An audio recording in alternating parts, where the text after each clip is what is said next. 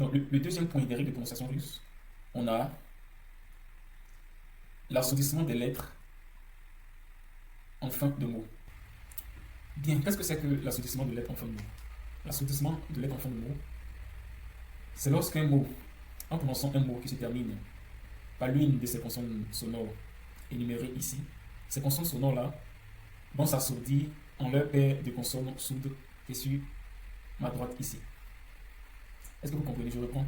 L'assourdissement de lettres en fin de mot, c'est lorsque, en lisant un mot ou en prononçant un mot qui se termine par l'une de ces consonnes sonores qui sont ici, ces consonnes sonores-là vont s'assourdir ou devenir en leur consonnes sourdes, en leur paire de consonnes sourdes qui sont sur ma droite ici. Moi, j'ai une explication métaphorique juste pour montrer une image dans le but de faire comprendre.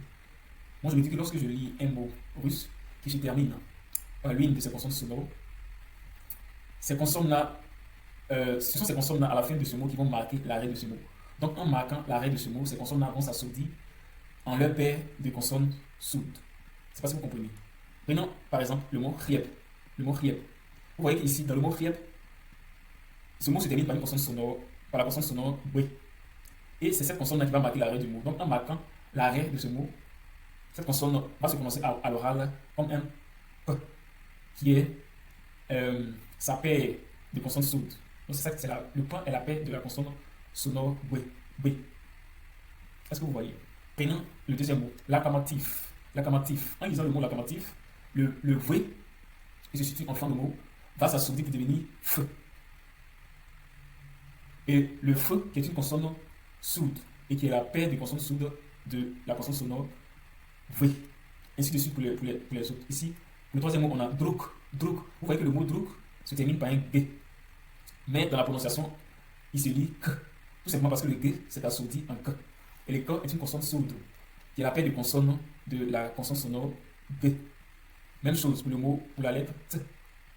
Dans le mot gorod, gorod, gorod, le D ici se prononce T, T. Tout simplement parce que le D s'est assourdi en T. Même chose ici pour le mot mouche.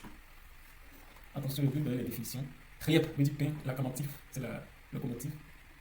Druk, qui veut dire ami.